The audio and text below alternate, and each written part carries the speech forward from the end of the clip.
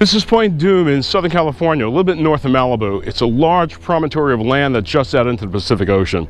What's unique about this spot?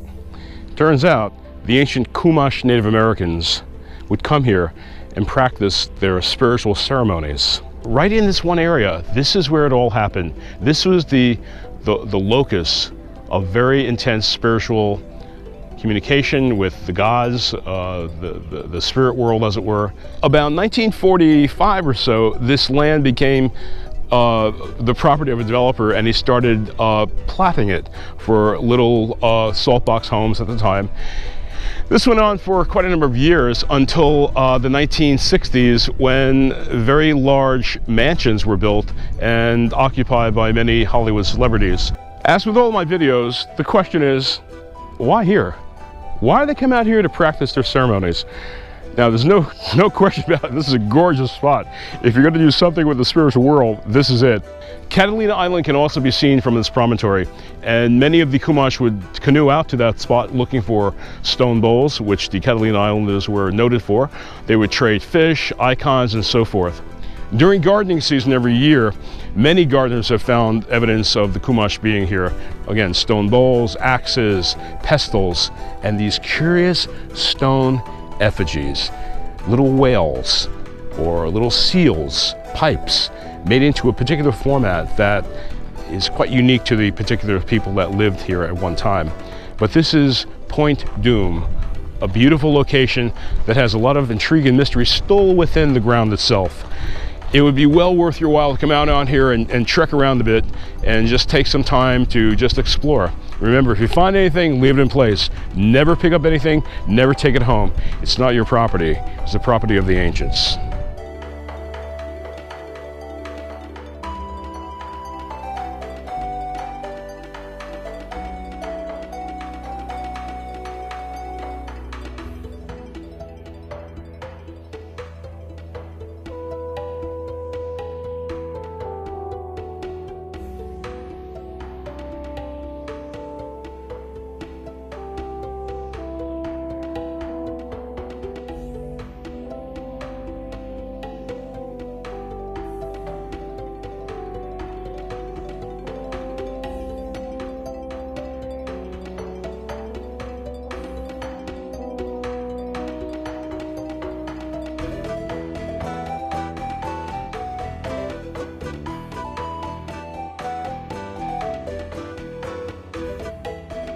This is Malibu Lagoon, where Malibu Creek, coming from the mountains, meets the Pacific Ocean. Now, this particular spot is incredibly interesting because when the first Spaniards got to this area, hundreds of canoes came out of this lagoon and met the Spanish ships. In fact, it was called the Village of Canoes. There were so many. Right where the Pacific Coast Highway Bridge crosses over the Malibu Creek is where a vast settlement of Chumash Native Americans lived. And they all came out here in their canoes, past the breakers, and they met the Spaniards. And the Spaniards were absolutely overwhelmed by the number of canoes that came out to meet them. To this day, this lagoon has a lot of birds, a lot of fish, clamshells, mussels.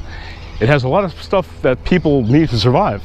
Consequently, there was a vast village, as I mentioned just prior, and if you poke around the area, which unfortunately is not possible unless you have a guide with you, you can actually find remnants of this canoe village, as was called by the Spaniards.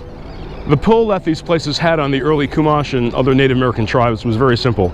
It's a spectacularly gorgeous place, but even more so back then. There was food, there was fish, fowl, there was water, plenty of berries, plenty of nuts. Acorns are all over the place. You tend to find a certain type of stone mortar, a deep recessed bowl that they would pound the acorns into a gruel, leach out the tannic acids, and use them for everything. High protein. So living out here was extraordinarily easy. Make no mistake about it, Southern California is a beautiful place to live. The scenery is incredible. The wind is balmy. The weather isn't as great, maybe 2-3 weeks of rain. Now, if you can deal with the forest fires and if you can deal with the mudslides, it's a gorgeous place to live. Oh yeah, earthquakes as well. It's a wonderful place to be. And the Chumash Native Americans found that to be the case. Unfortunately today, there's a lot of traffic. In fact, so much traffic that sometimes visitors coming out here say, forget this place, I never want to come back. I know the feeling. I lived out here for many, many years, and then have been coming back periodically, and I always forget the beach traffic on the weekends, the early commute traffic. Again, what was kind of interesting is that in the 1920s, there was an entire episode of advertising from New York and the East Coast asking people to come out here to grow oranges, to grow avocados. And slowly but surely they did. And it slowly but surely transformed this place into the megalopolis that it is today. The early advertising situation worked extraordinarily well. Again, it's hard to reconcile the modernity that you have in Southern California with the people that once lived here in apparently a very peaceful existence. There's never been any indication that the Chumash were warriors. They were not attacked by anyone. They just kind of were mellow and lived in the surf zone. They lived up the river a bit, up the creek.